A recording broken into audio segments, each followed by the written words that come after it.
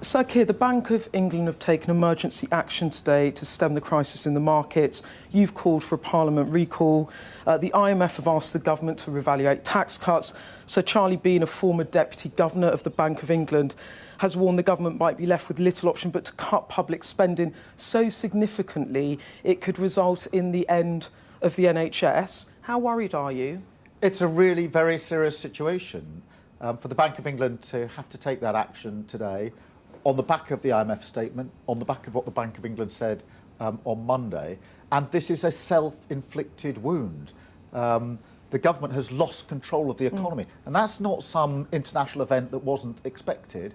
This is their deliberate decision. And why did they do it? For tax cuts for the very rich. And now there's a loss of confidence in what they have done. And so you think they should reverse the budget, point one? They need to reverse the budget before any more damage is done. And the Chancellor should resign? And if they, just on the reversing the budget, if they recall Parliament, which is what they should do, they can't just walk past this now, pretend it's not happening. Recall Parliament, reverse the budget. If they do that, we will act in the national interest and we will support that to ensure that no further damage is done. The Chancellor should resign? Well, look, as for the individuals involved, and at the moment that's secondary, the primary action that's needed is this recall of Parliament. I mean, I honestly don't think that for people who are looking at their mortgages and their bills, their prices going through, they're now worried about their pensions.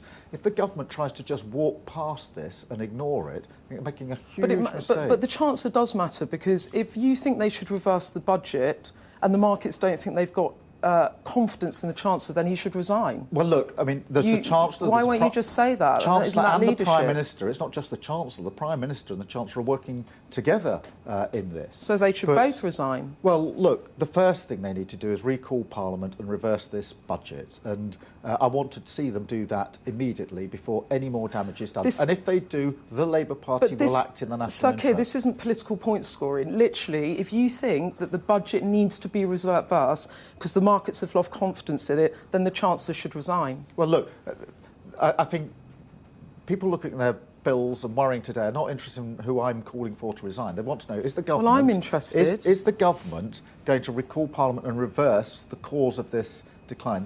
They've lost control of the economy. OK, so you don't want to call on Liz Truss or... Well, it's secondary for the moment for me. The primary action is to recall Parliament. You called on Boris Johnson to resign for his behaviour around Partygate, but you won't call on the current Prime Minister to resign for the chaos she's causing to the markets. It's not that I don't think it's important whether they resign or not, but what I think is most important is that they recall Parliament and reverse that budget, because you can see what's happening with the market, see the action the Bank of England have taken, and these are not just graphs on a page that we look at in some abstract. For millions of people, that impacts their mortgages, their prices, now their pensions, and they will be saying to me, Keir, for heaven's sake, the first thing that needs to happen is to reverse the budget so we can deal with this decline. So you do think it's important, just to pick up on that, and you do think they should consider their positions? Well, look, it's not my primary concern at the moment. My primary concern is that the government doesn't try to walk past the problem of their own creation. OK. This is a loss of control of the economy made in Downing Street, and never again can the Conservative Party claim to be the party of fiscal responsibility. And I want to get on to you as the Prime Minister, potentially of fiscal responsibility and sound money, but final question, is Liz Truss a dangerous Prime Minister?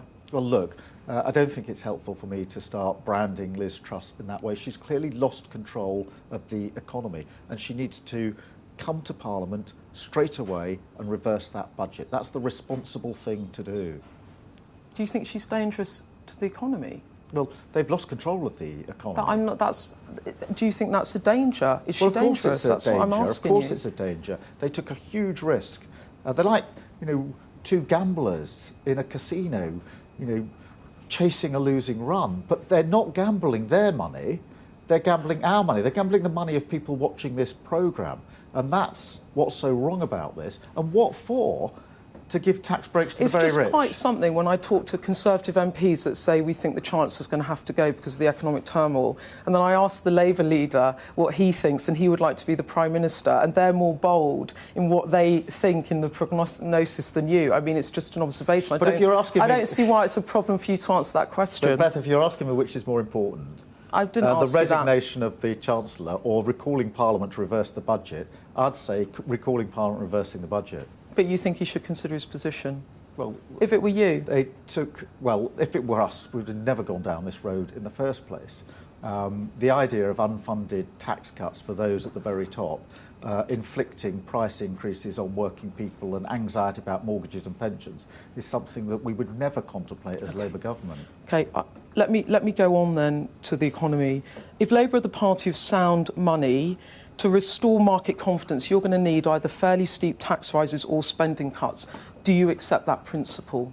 Well, what we've said is that we'll have very clear fiscal rules, which is we will pay for day-to-day spend, we will only borrow to invest, and we want the debt to reduce as a share of our GDP. So they're the rules that we will operate to. Obviously, I don't know the state of the economy when we inherit it. Do you accept that principle, though?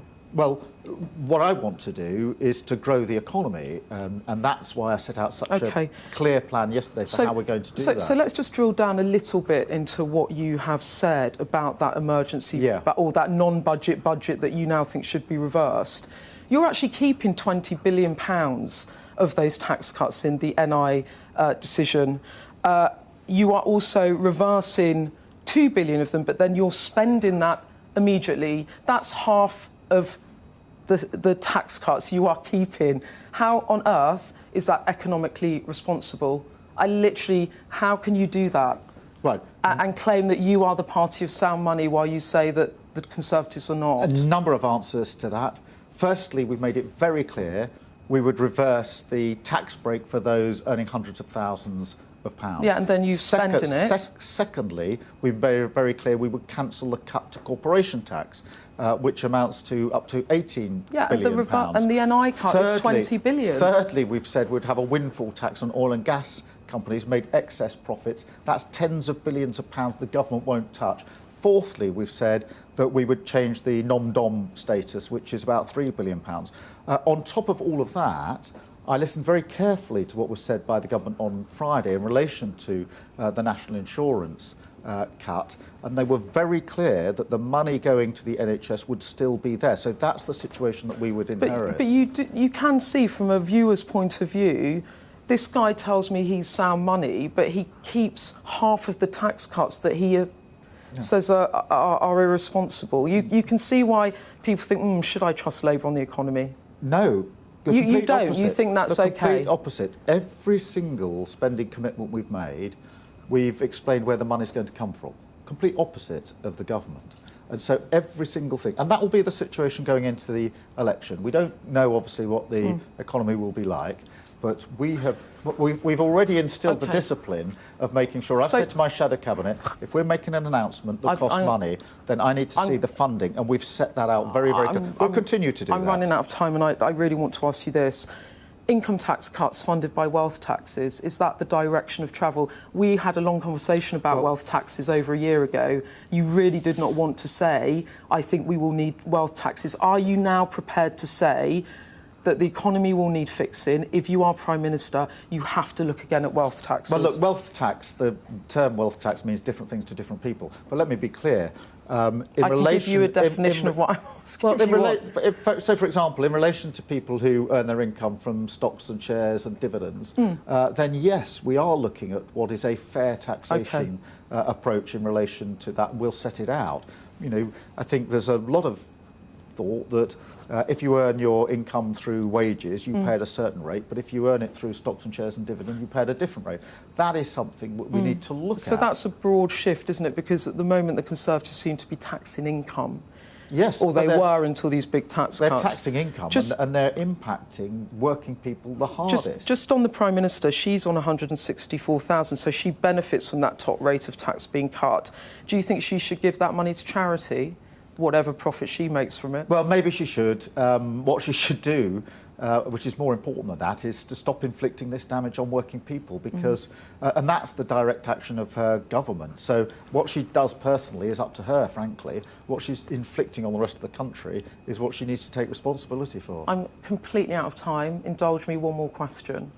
On that stage yesterday, you evoked Tony Blair in some of your language, the centre ground, the party of aspiration, the party of business. But I wonder whether, when you first took this job, you thought you might be more like Neil Kinnock that you might be the leader of the Labour Party, got the party ready to get into power, but it would take another cycle and you weren't going to be the guy. Is that fair? Do you think you've gone from Kinnock to Blair? No, I never thought for a moment that it was impossible to get the Labour Party from where it landed in 2019 back into government. Plenty of people, when I became leader of the Labour Party, said, good luck here, and then behind their breath said, but you'll never do it in one 5-year stretch. Here we are, 2.5 years into my leadership, and a hope of a Labour government has turned into a belief of a Labour government. We've done a huge amount. We've done a change in the Labour Party that took years last time we were in a situation like this. Having changed the Labour Party, what I did yesterday and what I will do here on